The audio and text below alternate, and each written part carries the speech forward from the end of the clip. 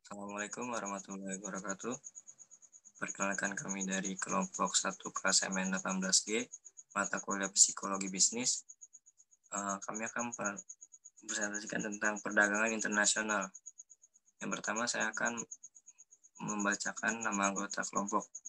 Yang pertama ada Ahmad Fauzi sebagai pemateri, yang kedua ada Diki Ramdhani Mukhtar sebagai pemateri, yang ketiga ada Randy Hansa sebagai pemateri, keempat ada Mong Firdaus Alansa sebagai pemateri, kelima ada Slamet Abdullah sebagai pemateri, dan terakhir ada saya sendiri sebagai moderator dan pemateri, Muhammad Aksal Firdaus.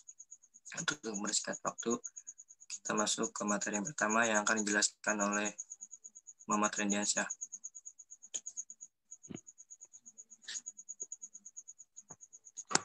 Pengertian perdagangan internasional. Dalam siklus yang terjadi pada perdagangan secara internasional ini tentu melibatkan pemilik barang atau jasa yang akan menawarkan produknya dan pembeli.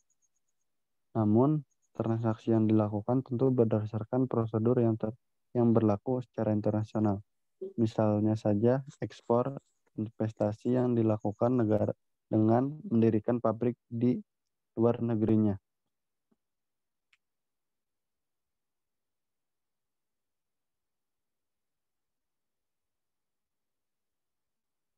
Pelaku perdagangan internasional adalah warga negara, pemilik perusahaan, lembaga pemerintahan, atau suatu organisasi dagang lainnya.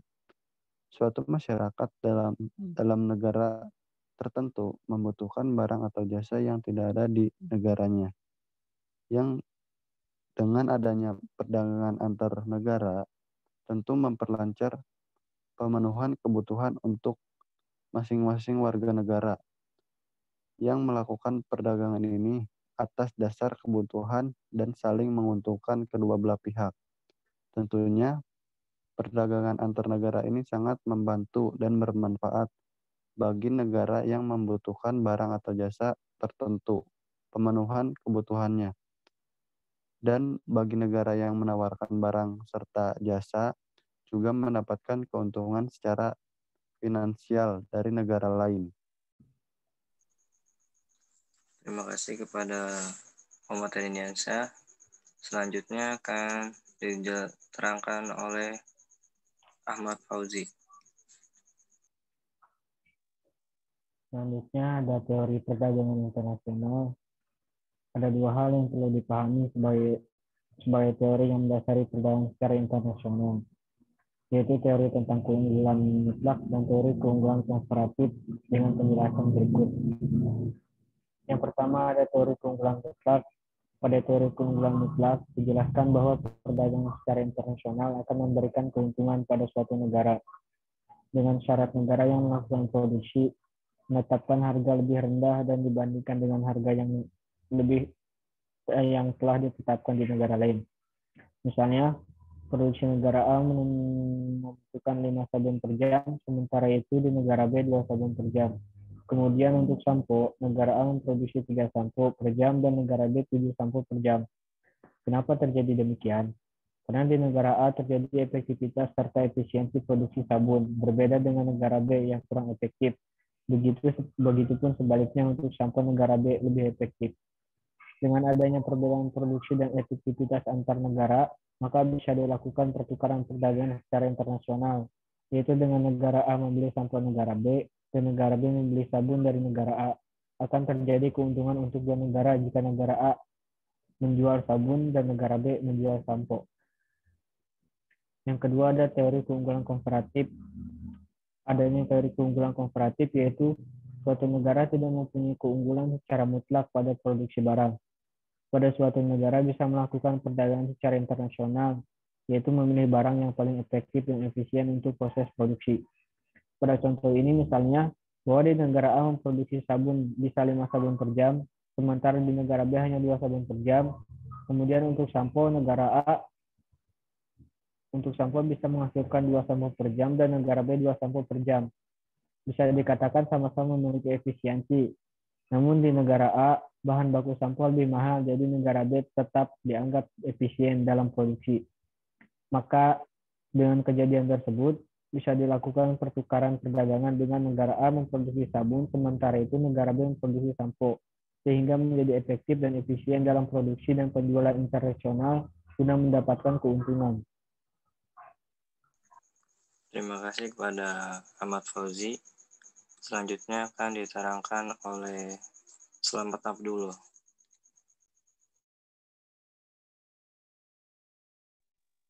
Di sini saya akan menyampaikan tentang manfaat perdagangan internasional. 1. Terjadinya hubungan bilateral dan multilateral.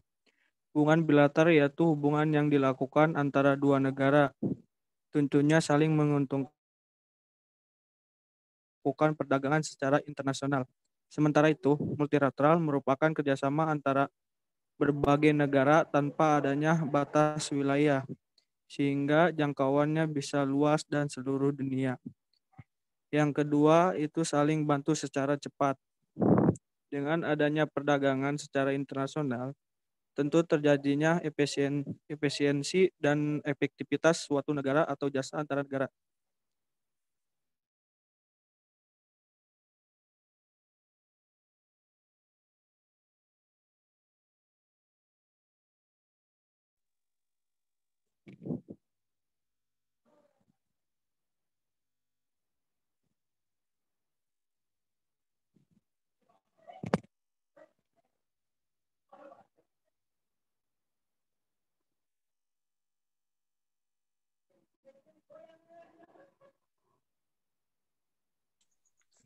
Ya, terima kasih. Mohon kepada maaf Selamat tadi Abdullah sinyal yang telah keluar sendiri. Ya, tidak apa-apa. Yang kedua yaitu Langsung adalah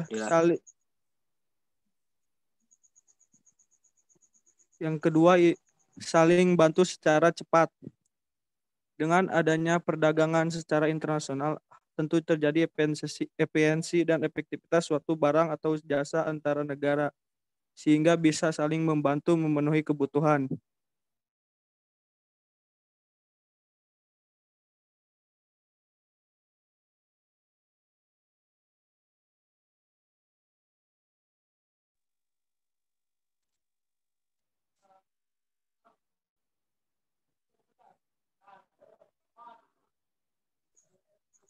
Terima kasih kepada Selamat Abdullah telah menerangkan. Selanjutnya akan dibacakan oleh Muhammad Firdaus Alansyah. Dan di sini ada manfaat perdagangan internasional. Dan di sini ada meningkatkan kesejahteraan suatu negara. Jika terjadi perdagangan antar semua negara, tentunya akan memberikan peningkatan kesejahteraan. Dengan adanya ekspor-impor yang dilakukan antar negara sebagai bentuk perdagangan, maka suatu negara bisa mendapatkan keuntungan dan masyarakat pun merasakan efek dari perdagangan secara internasional tersebut. Dan di sini juga ada keuntungan eksternal dan internal. Keuntungan secara internal tentu bisa dirasakan oleh negara yang bersangkutan, sementara eksternalnya adalah dirasakan oleh negara lain yang terlibat di dalamnya. Sehingga dalam sebuah perdagangan terjadi hal yang saling menguntungkan satu sama lain. Ya, terima kasih pada Muhammad Firdaus Alansyah telah menjelaskan. Selanjutnya akan dijelaskan oleh Diki Ramdhani Mukhtar. Ya, sini ada manfaat perdagangan internasional. Yang kelima ini ada memperluas kesempatan kerja. Dengan dibuka seluas-luasnya perdagangan secara internasional akan berpengaruh pada kebutuhan akan pekerja, sehingga akan tercipta kesempatan lapangan kerja baru bagi negara tersebut guna mempercepat proses produksi. Maka lapangan kerja semakin luas dengan adanya perdagangan secara internasional.